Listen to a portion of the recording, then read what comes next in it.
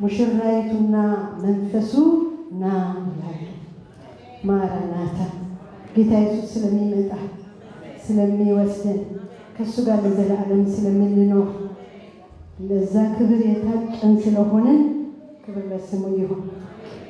እግዚአብሔርን እናመሰግናለን። ለዘመን አስቤ ነበር ግን ትቼዋለሁ። ለምን ቢባል ሰዓቱ ብዙ ስለሄደ። ክብር ለስሙ ይሁን። ኳየሮች ጌታ ኢየሱስ ይባርካችሁ። እንዳታፍሩ ዛሬ ጀምራችኋል ትግርኛ መዘመር። ነገ ጠዋት እዛ ስትሄዱ እነሱ መዝሙር አማርኛ ብዙ ነው የሚዘምሩት። እናንተ እንዳትደነግጡ ቀጥሉበት። እዛ ሄደው እንዳያፍሩ ማለት ነው መዘመር እንዲችሉ። አንሄድም እንሄዳለን። ስለዚህ ትግርኛ መልመድ በጣም ጥሩ ነው። መስበክ እንዲቻል መዘመር እንዲቻል። ስለዚህ ስማርት ናቸው፣ ጀምረውታል፣ ይቀጥላል። ጌታ ይመስገን። እግዚአብሔርን እናመሰግናለን። ወደ ትንቢተ ዳንኤል ምዕራፍ 6 እንሄድና እሱን እናነባለን።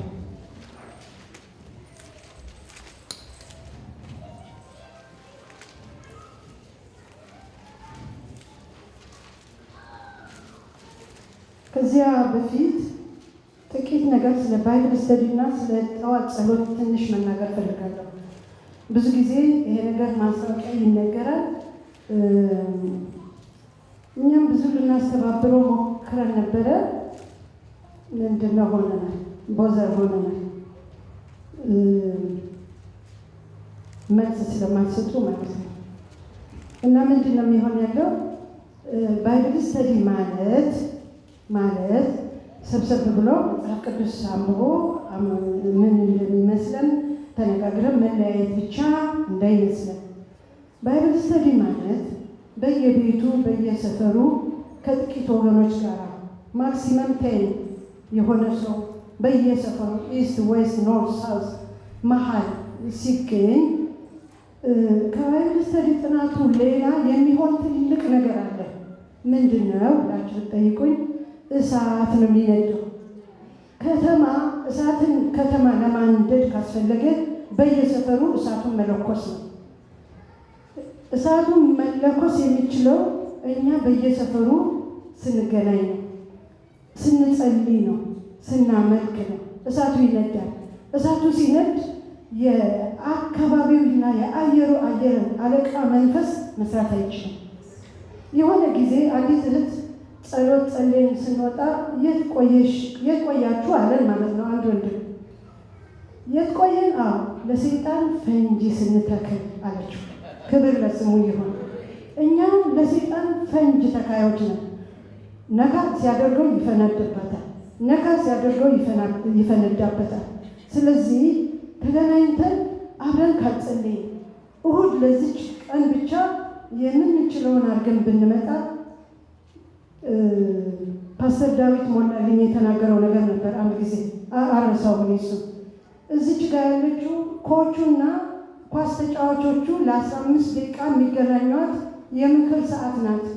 አንተ በዚህ በኩል ስትሄድ ይሄን ነገር አበላሽተሃል፣ አንተ ደግሞ ይሄን ነገር ጎል ልታስገባ ስትችል እንዲህ ስላደረግ ሚስ አድርገዋል ምናምን ብሎ ምክር የሚሰጥበት ሰዓት ነው እንጂ የአምልኮ እና የህይወት ሰዓት አይደለም ሲል ሰምቼዋለሁ። እኔ ደግሞ ወስጄዋለሁ። አትወስዱትም? እሷ ነው።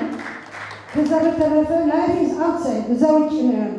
አብረን ተገናኝተን ካልጸለይን፣ አብረን ተገናኝተን ካላመለክን፣ አብረን ተገናኝተን ለሰይጣን ፈንጂ ካልተከልን የካልጋሪ አየር አለቃ መንፈስ ሲገዳደረን እድሜ ልካችን። ስለዚህ ይህንን እያሰብን እሳቱን በየሰፈሩ እንድንለኩሰው ነዶ ሰይጣኑ ሊያጠፋው ሲመጣ ማጥፋት እስከማይቻለው ድረስ እንዲሆን ባይብል ስተዲ የሌላችሁ እጃችሁን አንሱ ብዬ ጠይቃችሁ፣ ሁላችሁ ስለምታነሱ ልባችሁ ስለሚያውቅ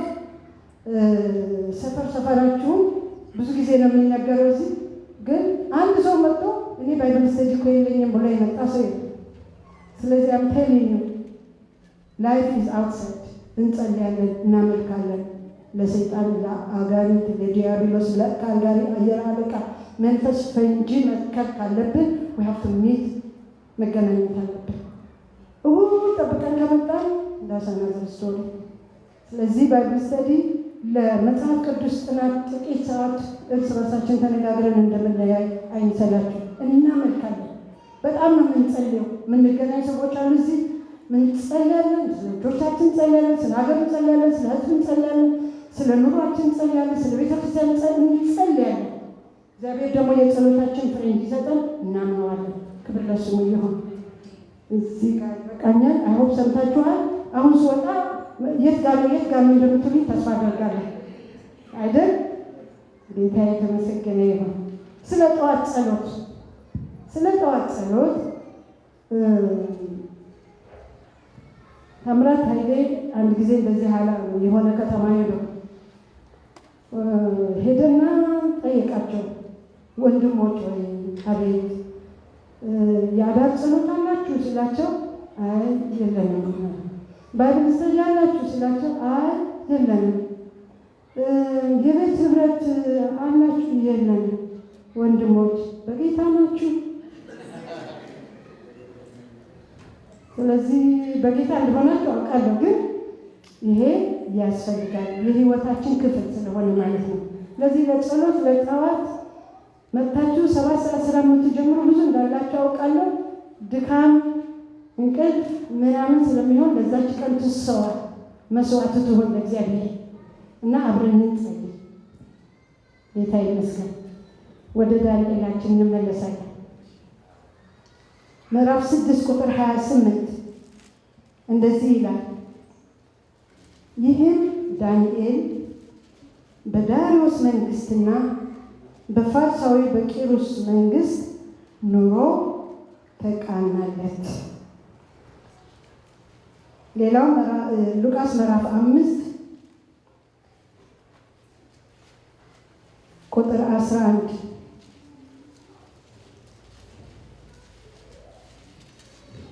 ታንኳዎችንም ወደ ምድር አድርሰው ሁሉን ትተው ተከተሉት።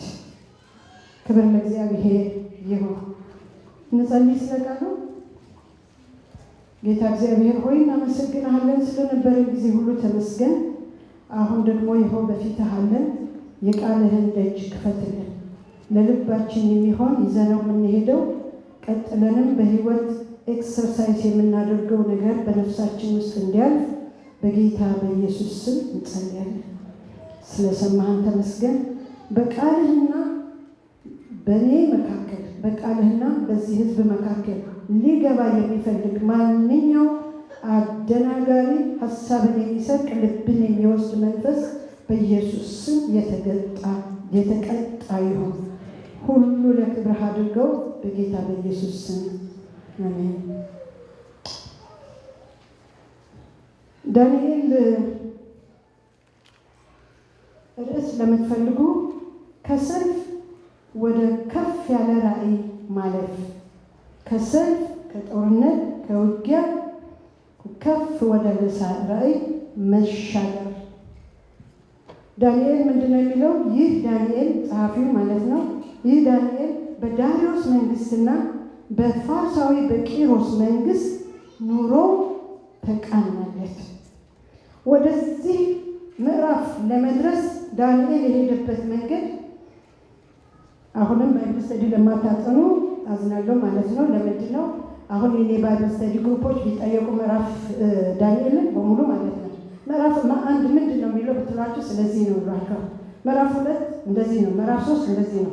ምዕራፍ 1 ለምሳሌ ዳንኤል ወደ ምርኮ ገብቶ ወደ ቤተ መንግስት የገባበት ነው። ምዕራፍ 2 አርጤክስስ ህልም አልሞ ህልሙንም ትርጉሙንም አምጡ ውለዱ ያለበት ነው።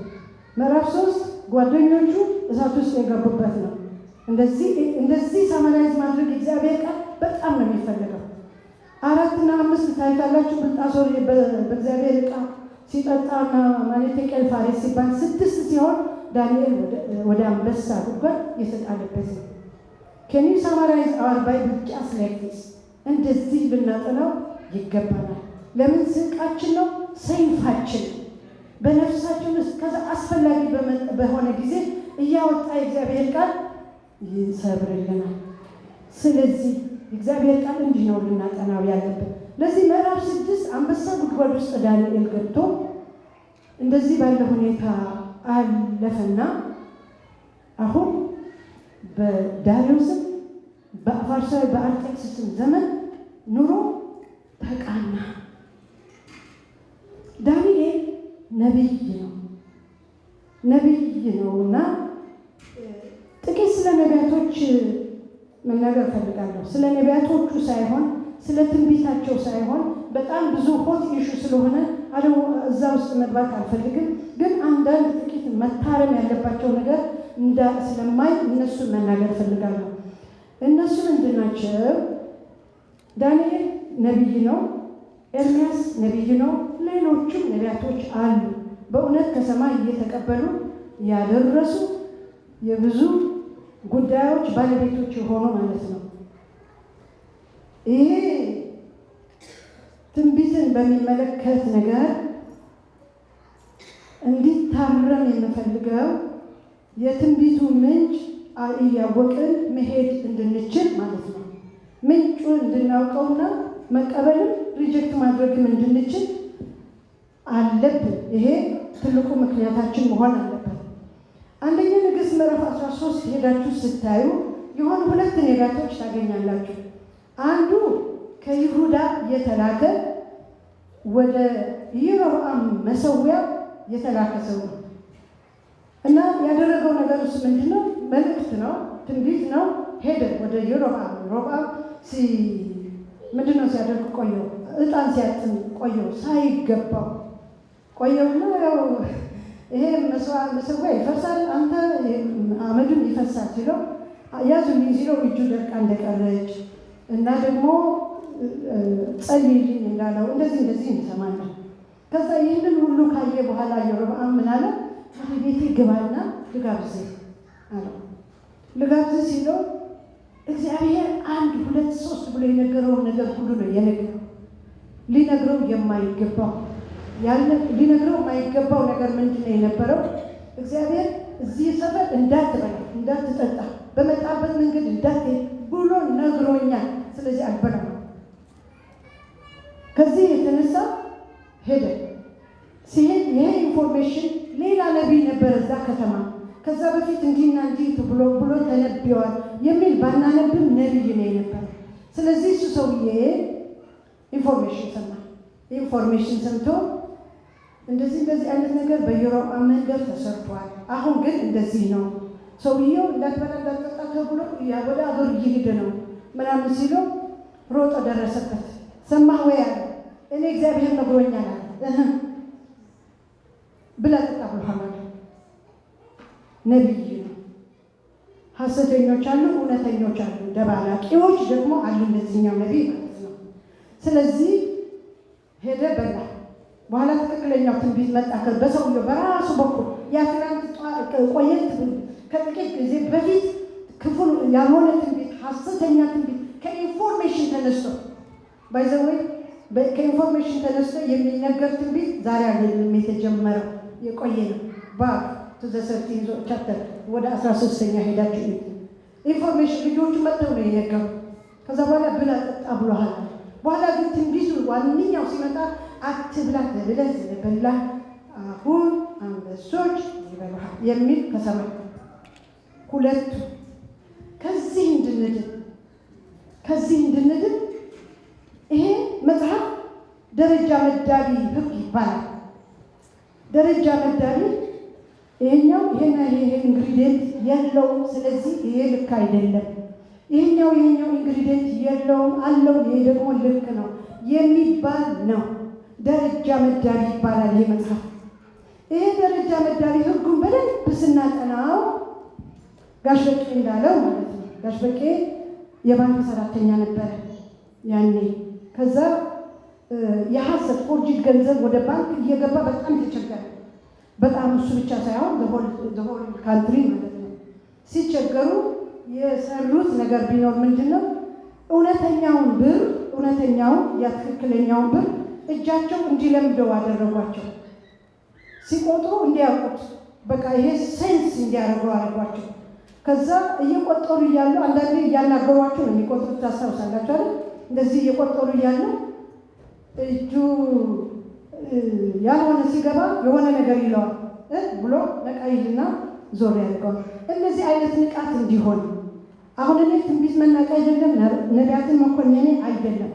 እኛ ጋር ግን ሲደርስ ምላሽ ሊሰጥበት የሚገባው መንገድ እንድናውቀው ነው። ይሄ አንድና ሁለት ቀን አይደለም የተነገረን፣ ግን ሌትስ ሴንስ ኢት።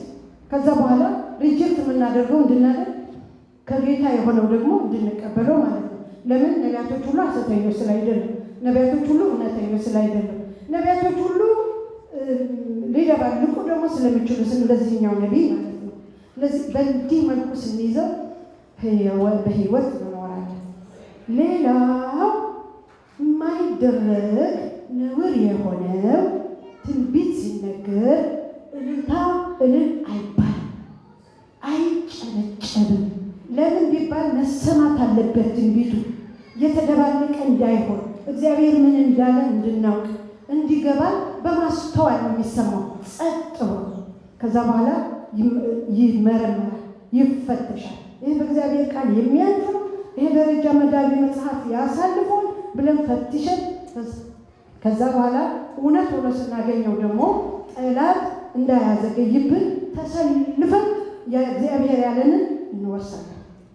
ክብር ለእግዚአብሔር ይሁን። ስለዚህ እንደዚህ ነው። ያ አሁን ማረም የሚፈልገው እልልታውና ጭብጨባው። ለምን? ነቢያቶቹ እንደሚገባ እንዳይናገሩ እንከለክላቸዋለን። ሰዎች ናቸው፣ ኢሞሽናል ሊሆን ይችላሉ። ጌታ ያላላቸው ለምን ስንል እነሱ ዲስትራክት ይሆናል። አይገባም። ጸጥ ተብሎ ነው የሚሰማው። እሺ እሺ።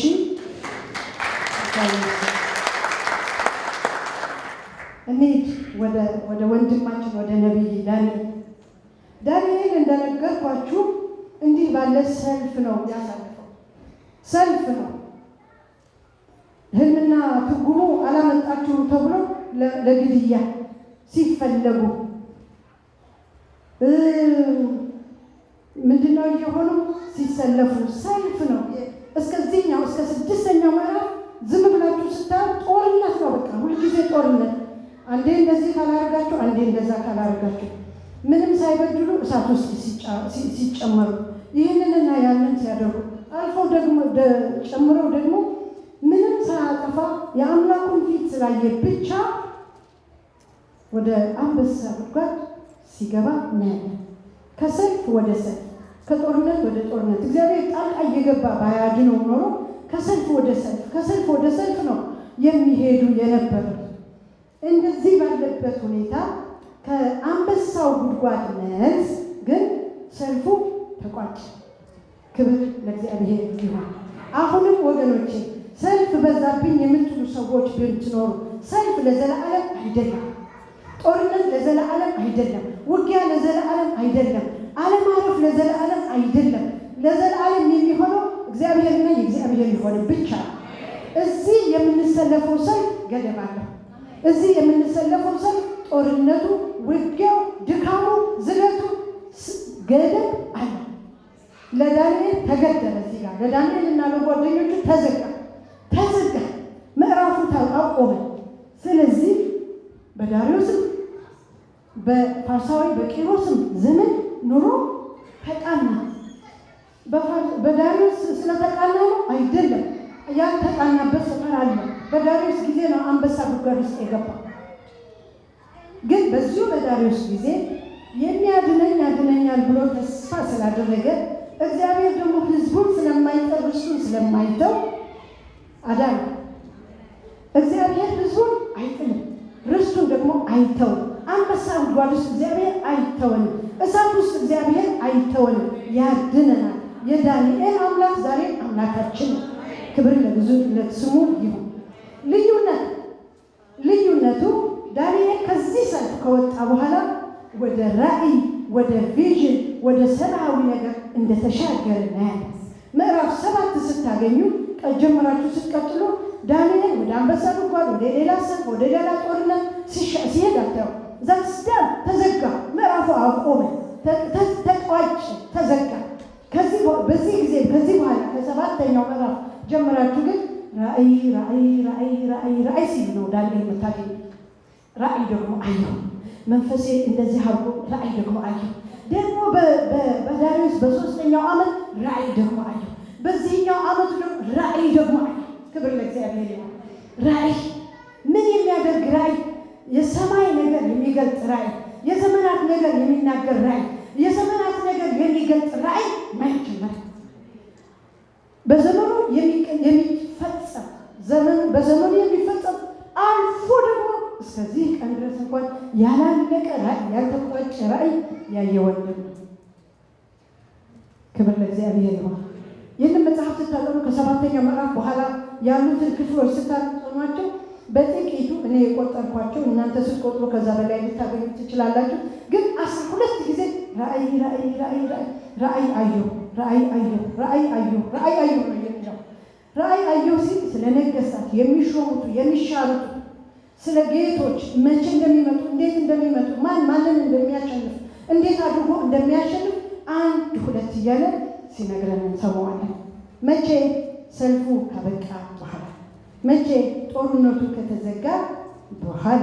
ክብር ለእግዚአብሔር ይሁን፣ ክብር ለጌታ ይሁን። እና ዳንኤልን ዝም ብለን ስናጠናው ይሄ ሰው ወደዚህ ነገር ሲገባ፣ ወደ አርጤክስስ ሰፈር ሲገባ የሚያውቀው ነገር ኖሮ አይደለም። ተማርኮ ነው የመጣው። ምርኮኛ ሆኖ ነው የመጣው። በማያውቀው መንደር ነው የመጣው። የማያውቀው ሕዝብ ነው የመጣው። የማያውቀው ወግ ያለበት አገር ነው የመጣው። የማያውቀው ሰፈር ነው የመጣው። ግን ሰልፉ አበቃ። ሰልፉ ተቋጨ። ሰልፉ ሲቋጭ ዳዊት እንደዘመረው ማለት ነው። ዳዊት በ46 ቁጥር 6 ላይ ቁጥር 9 ላይ ምን ይላል? እግዚአብሔር እስከ ምድር ዳርቻ ጦርነትን ይሽራል። እግዚአብሔር ይመስገን። እግዚአብሔር ጦርነትን ይሽራል፣ ቀስትን ይሰብራል። ሁል ጊዜ ቀስት እንደተገተረብን አይደለም የምንኖረው።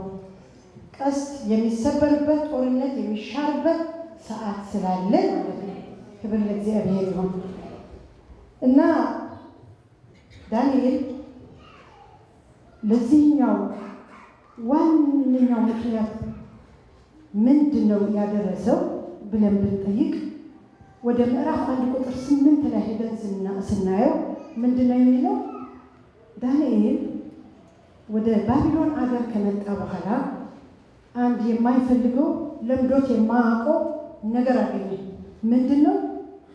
ለጣዖታት የታረደ ምግብ። እሱን እኔ አልበላም፣ ይህንን አልበላም። ምን ብሎ አሰበ ነው የሚለው? በልቡ በውስጠኛው ነገሩ፣ በዛ በውስጠኛው ነፍሱ ይህንን እኔ አልበላም፣ በእግዚአብሔር በአምላኬ እወራረዳለሁ፣ ጥሬ በልቼ ውበቴ በንጉሱ ፊት ሞገስ ያለው እንዲሆን ጸልያለሁ። ኤክስትራኦርዲናሪ ነገር እንዲያደርግ ወሰነ። እኛ ኤክስትራኦርዲናሪ ነገር ውስጥ ነው እንጂ የምንኖረው ሰው እዚህ የሚተማመስበት ነገር ጋር አይደለም።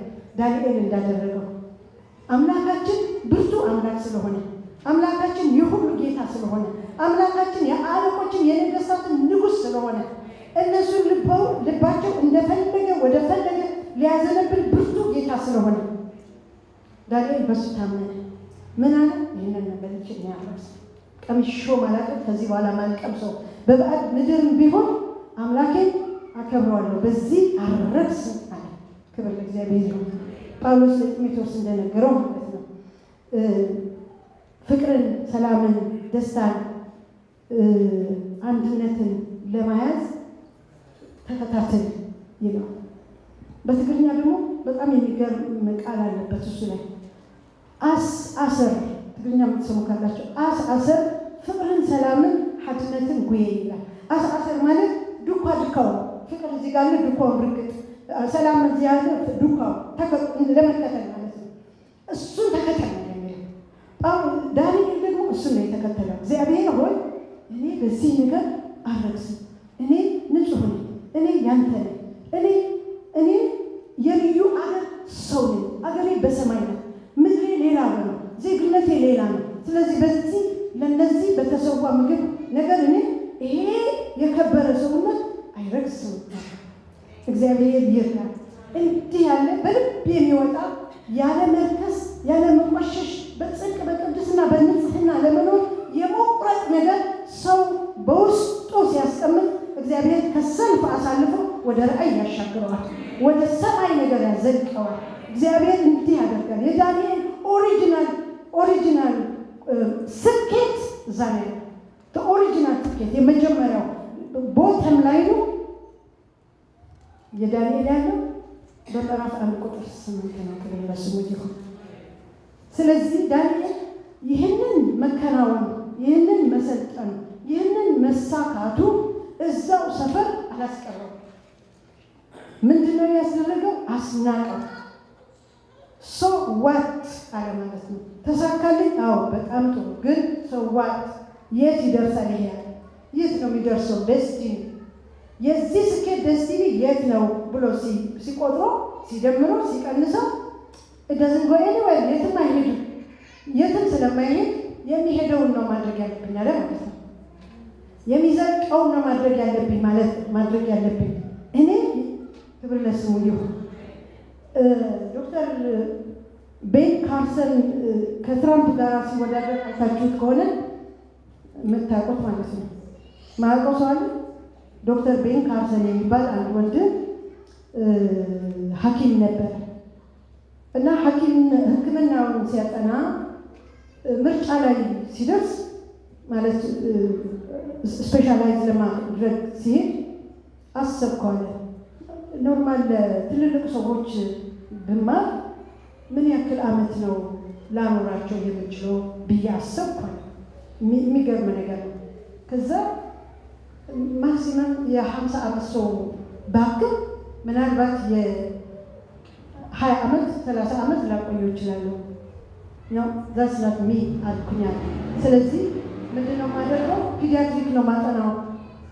አክሚያቸው ዓመታት የሚቆዩ ዘመናት የሚቆዩ ትውልድ የሚቀጥሉ እነሱን ነው ማክሞ ብዬ ፋካልቲ ቀየርኩ። በጣም ትልቅ አስተሳሰብ ነው። ጌታ ይመስገን። የሚዘልቅ ነገር፣ የሚቆይ ነገር፣ የሚያልፍ ነገር ማሰቡ በጣም ጥሩ ነው። ልጆች ባክም ብዙ ጊዜ ይቆያሉ። አባቶች እናቶች እንደኔ አይነቱ ምናምን ባክም ግን ትንንሽ ዓመት ነው ብዙ አላተርፉም። ልጆች ባክም ግን ብዙዎችን አተርፋለሁ፣ ትውልድን አስጥላለሁ እና ሀገር ተረካቢ የሚሆን አገኛለሁ አልኩኝ አለ ማለት ነው። ዳንኤል እንደዚህ ነው ያሰበው። ዳንኤል ያሰበው ኦኬ ተሳካልኝ፣ ቤት ገዛው፣ መኪና ገዛው፣ ኑሮ ተሳካ፣ ልጆች አሉኝ፣ ሚስት አለችኝ፣ ባል አለኝ፣ ምንትሲዮ ማንትሲዮ ሁሉ አለኝ። ሰው ዋት አለ። ሰው ዋት ይሄ አብሮኝ ይሄዳል ወይ ወደ ሰማይ ብሎ አሰበ ነው። ይዘልቃል ወይ ነው? እዚህ ጋር ነው ትቼው የሚሄደው። እዚህ ጋር ቁጭ አድርጌው በቃ ብቻዬን ግን ብቻዬን መሄድ አለብኝ ነው? መሄድ የለብኝ። ምን ማስራት አለብኝ? ምን አብሮኝ የሚዘልቅ አብሮኝ በጌታዬ ፊት የሚቆም አብሮኝ የሚሆን ነገር መስራት አለብኝ። ስለዚህ የጌታውን ፊት አየ። ክብር ለስሙ ይሁን። የእግዚአብሔርን ፊት ሲያይ ልጄ ሆይ እሱን ፈልገሃል እሰጥሃለሁ አለ። እግዚአብሔር የሚለምኑትን የሚሰጥ ጌታ ነው። የከበረውን ስንፈልግ ደግሞ እግዚአብሔር ከውሳኔያችን ጋር የሚያጸና ውሳኔያችን የሚያጸና እግዚአብሔር ነው። ስለዚህ ለዳንኤል እግዚአብሔር ረዳ። ሲጸልይ ትሰሙታላችሁ፣ ንስሐ ሲገባ ትሰሙታላችሁ፣ ለሕዝቡ ሲቃትት ሲማልድ ትሰሙታላችሁ፣ ሕዝቡን ሲታድግ ትሰሙታላችሁ። ለምንድን ነው ቢባል እነሱ ናቸው ወደ ሰማይ የሚሄዱት፣ እነሱ ናቸው የጌታን ፊት የሚያዩት፣ እነሱ ናቸው በክብር የሚቆሙት፣ እነሱ ናቸው ከሰይጣን ከአጋንንት ከዲያብሎስ የሚያመልጡት፣ እነሱ ናቸው። በዚህኛው ትንንሽ ነገሩ ብሰለጥንም እንኳን ቢከናወንልኝም እንኳን ልክ ቢመጣም እንኳን ነገሩ ሁሉ መስመር ቢይዝ እንኳን ውብ ቢሆን እንኳን አቶ ወከሌ ብባል እንኳን ወይዘሮ ወከሌ ብባል እንኳን ሰው ዋት እኔ ወደ ሰማይ የሚዘልቀው ነገር ካላደረጉ ሰዋት አለ ዳንኤል። አሜን። ሰዋት ይሆን አይደለና? ሰዋት ይሆን። እስኪ ሰዋት በሉ። ኦኬ ስራ ሰራው። ሰዋት ዋት የሚባለው ነገር ግን አልፎ በእግዚአብሔር ፊት የሚገኝ ነገር ስንሰራ ምን እያደረግን ብባል እግዚአብሔር እንደሰጠን ጸጋ መጠን በፊቱ ስንገኝ እንደሰጠን ጸጋ መጠን እግዚአብሔር እንደሆነ ዱፕሊኬት ሰው የለው። ለእያንዳንዳችን በየብቻ የሆነ ክቡር የሆነ ጸጋ በሰው ፊት አስቀምጧል። ኖባዲ ደብል የሆነ ሰው እዚህ ጋር የለም። ስለዚህ ዩኒክ እስከሆንኩ ድረስ ከኔ የሚጠብቀው እግዚአብሔር ከኔ ብቻ ነው የሚያገኘው። ካንተ ካንቺ የሚጠብቀው እግዚአብሔር ካንቺ ካንተ ጋር ብቻ ነው የሚያገኘው። እሱን ካላገኛችሁ እሱን ካላገኘሁ እሱን ማድረግ ካልቻል እግዚአብሔር ደግሞ የሚፈልግብኝ ካላገኘብኝ የሐዘን ሐዘን። ስለዚህ ዳንኤል ይሄ ስኬት እኔ እዚህ ጋር አያሰለብተኝም ማለት አሜን። እግዚአብሔር ስኬታችን እዚህ አያሰልብተን ልባችንም አይያዘው ውስጣችንም ሆልድ አያድርገው ረሃባችን ሌላ ይሁን። ጳውሎስ እንዳለ ማለት ነው አክሊላችን ለተሰሎንቄ ሰዎች ጽፍላቸው አክሊላችን ክብራችን እናንተ አይደላችሁም ወይ? እውነትም የሚዘልቅ ሰው ነው የሚዘልቀው። እየጸለይን ነው ወይ? አዎ። እያመለክን ነው ወይ? አዎ። እውነት እየነገርነው ነው ወይ? አዎ። አይዞህ በርታ እያልነው ነው ወይ? አዎ። ብቻ እግዚአብሔር እኛ ውስጥ እንዳስቀመጠው ጸጋ ለምን ሁሉ ሰባኪ አይደለም፣ ሁሉ ጸላይ አይደለም፣ ሁሉ ወንጌላዊ አይደለም። መሆንም የለበትም ሁሉ እግዚአብሔር ሙሉ ነው። ሁሉ አለ። መጽሐፍ ቅዱሳችን ሲፈተሽ አገልግሎቶቹ ብዙ ጊዜ ጸጋ ስጦታ ተብለው የሚቆጠሩ 9 ተብለው ይቆጠራሉ። ከ27 በላይ እንዳለ ይከይካው እግዚአብሔር ይመስገን።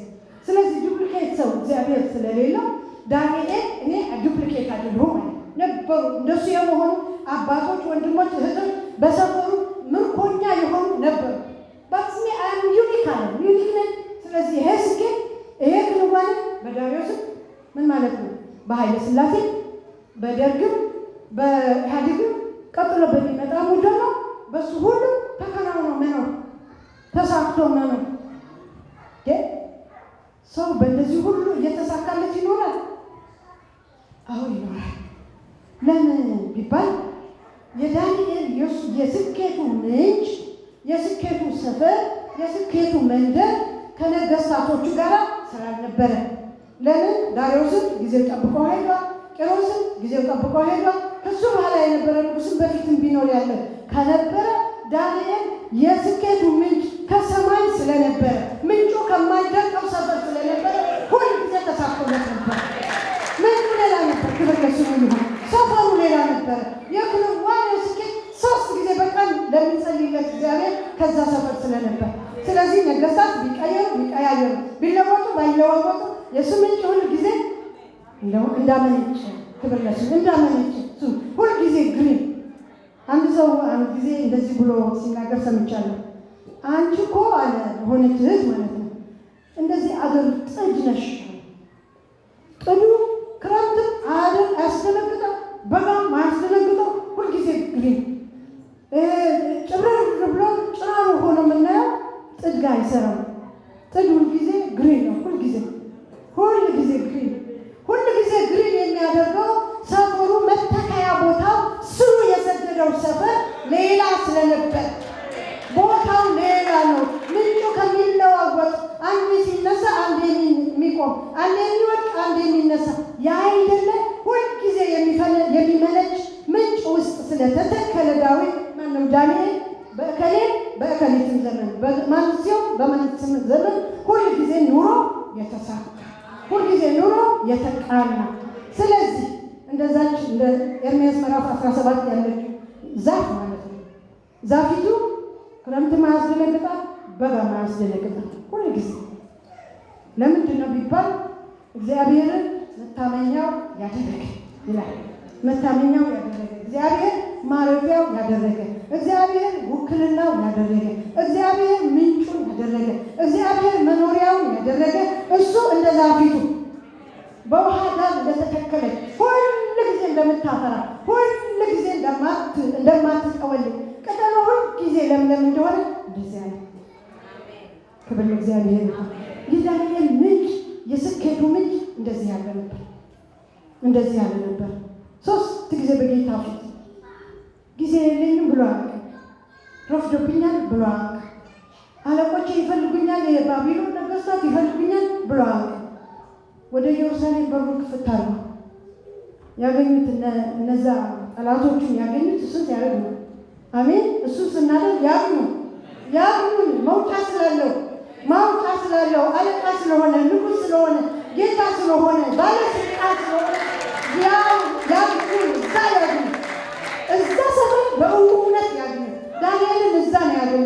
ሲፈትሹት ሌላ ብዙ ፍተሻ አድርገዋል።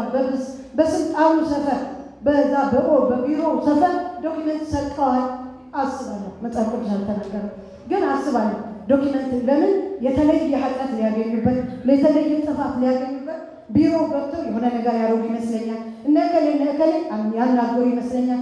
ብዙ ሮጠው ከዚህ ሌላ ምንም አላገኘንበትም ማለት አሜን። ከዚህ ሌላ ምንም አያገኙበት። ለዳንኤል ፈልገው እንዳጡበት ለእኛም ፈልገው እስከሚያጡብን ድረስ ከጸሎትና ከአምልኮ ከዝማሬ ጌታን ከማገልገል ሌላ አያገኙበት። ዳንኤልን ያላገኙበት እሱም እንደኛ ሰው ነው። እንደውም ምርኮኛ እንደኛ ከንፈርት ላይ የሚኖር ማለት ምርኮኛ በሰው አገር ሕጉና ስርዓቱ በማያውቀው መንደር ያላደገበት ሰፈር አምላኩን ያከበረ 3 ጊዜ በቃ ፊቱን ይፈልግ ነበር። ይፈልጋል ቢሮ ብር ብሎ ጌታ ሆይ አመሰግናለሁ፣ ጥሩ ቀን ብያለሁ፣ አሁን ደግሞ የቀረው ላንተ ተሰጣለሁ። ብር ብሎ እየመጣ ምሳ ሰዓት ብር ብሎ እየመጣ ሲፈልጉ አጡበት። ተፈልጎ የሚታጣበት ይሄ ውድ ወንድ ክብር ለስሙ ይሁን። እሱ ደግሞ እንደኛ ነው፣ ሰው ነው። መጽሐፍ ቅዱስ ስለ ኤልያስ ነው የሚናገረው አይደል?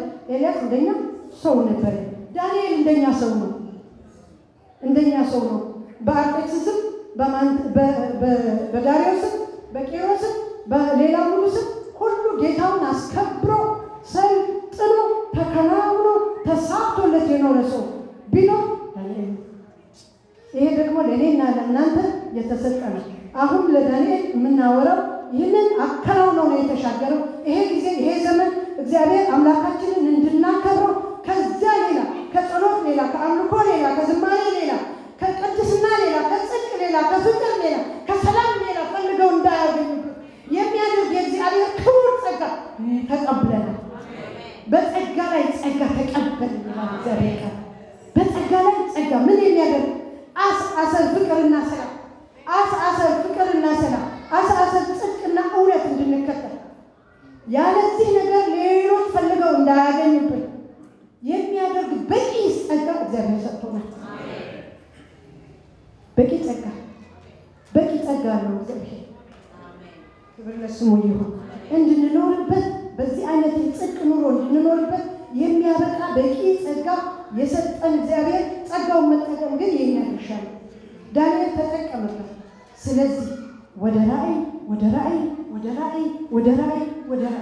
ይዞት ወደ ሰማይ የሚወስዱ ከፍ ያለው ነገር እስከዚህ ጊዜ ድረስ ያልተፈጸመ የሐሰተኛው ነቢይ የክርስቶስ ጸር የሆነው ነቢይ እስኪመጣ ድረስ እስከ ኢየሱስ ክርስቶስ መምጣት ድረስ ነው ያየው። ዘመናት የዘለቀ ራእይ ነው ያየው። ምን ስለሆነ ቢባል 3 ጊዜ በቀን ጌታውን ስለፈለገ፣ 3 ጊዜ በቀን ፊቱን ስለፈለገ፣ በልቡ በነፍሱ እንዳይራስ ስለወሰነ እግዚአብሔር ደግሞ ውሳኔውን አጸናለት። ስለዚህ ከሚጠብቀው ከሚገምተው ከሚያስበው የከበረ ነገር ሰጠው። እግዚአብሔር ተባረከ። በአርጤክስስም በቂሮስም በዳሪዮስም የሚከናወን ህይወት ሰጠው። ይሄ ህይወት ግን እዚሁ አላስቀረውም። አሁንም ይደግመዋል፣ አላስቀረውም። ሰዋት ተከናወን። ኦኬ ሰዋት እኔ የዚህ ሰፈር አይደለሁም፣ አገር አለኝ የሚመጣ። ስለዚህ ለዛ አገር ነው መስራት ያለብኝ። እኛ ግን አገራችን በሰማይ ናት። ከዚያ የሚመጣ መድኃኒት እሱ ክርስቶስ እንጠብቃለን። ለዳንኤል ይሄ የተገለጠለት ይመስለኛል ከአዲስ ኪዳን በፊት እኔ አገር አለኝ ሌላ፣ ስለዚህ ለዛ አገር ነው የምሰራው ሲል ከራእይ ወደ ራእይ እግዚአብሔር ተሻገረው ነው ያለን። ክብር ለስሙ ይሁን። ወደ ሉቃስ ምዕራፍ 5 ስንሄድ ዘሰይም ስቶሪ ሉቃስ ምዕራፍ 5 ሁላችንም እንደምናይ ጴጥሮስና አብረውት ያሉ ወንድሞች አብረው ወደ ባህር ዳር ሄዱ። ምን ሊያደርጉ? የዕለት ኑሯቸውን የሚያሸንፉበት ነገር ለመስራት ነው የሄዱ። እሱ ጆብ ዲስክሪፕሽን ናቸው ነው የቀኑ ስራቸው ነው። እሱ ነው መኖሪያቸው፣ እሱ ነው መተዳደሪያቸው። ስለዚህ ይሄን መተዳደሪያቸው የዕለት እንጀራቸውን ለመስራት ወደዚህ ባህር ሲሄዱ ሁላችንም እንዳነበብነው ደጋግሞም እንደተሰበከ ሌሊቱ ሙሉ ሲሰሩ አድረዋል። ከዚህ ባህል ጋር ሌሊቱ ሙሉ ያ የሁል ጊዜ ልማዳቸው ምንም አዲስ ነገር አይደለም። ከዛ በፊት ብዙ ቀን ተጠቅመውበታል። የዛ ሌሊት ግን አሶቹ አልገኝም አሉ።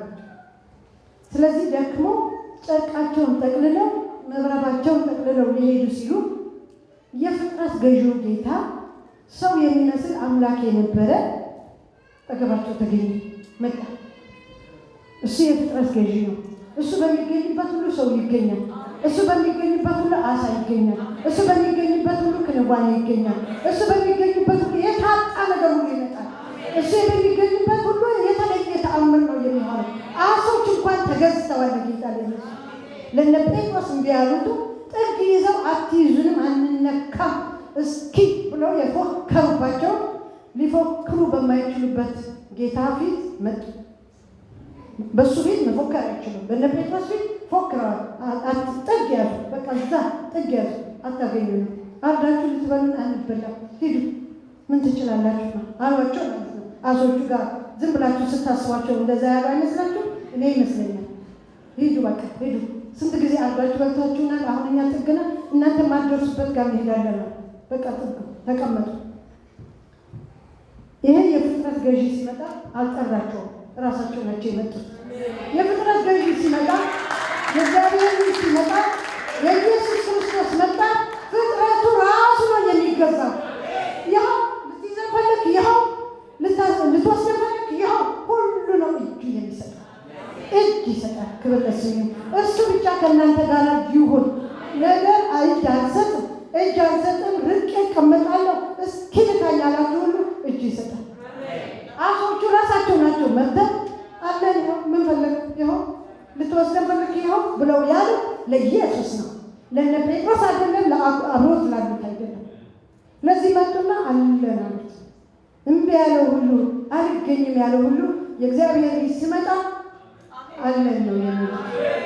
ስለዚህ አንዳንድ ጊዜ ግራ ሲገባኝ ማለት ነው፣ እንደ አሁኑ ግራ ሲገባኝ ሁልጊዜ እንደምንሆነው ሁላችንም ጌታን ፊት ለፊት እንደዚህ እጁ እግሩ አይኑ ምናምን ስለውና እኔ አሁን ጌታ ኢየሱስ በቃ ወደ ኋላ ልሆን ከኋላ ልሆንና ይሄ ነገር አንተ ግጠመው፣ አንተ ተያየው፣ አንተና ይሄ ነገር ይተያዩ የምልበት ቀን አለ።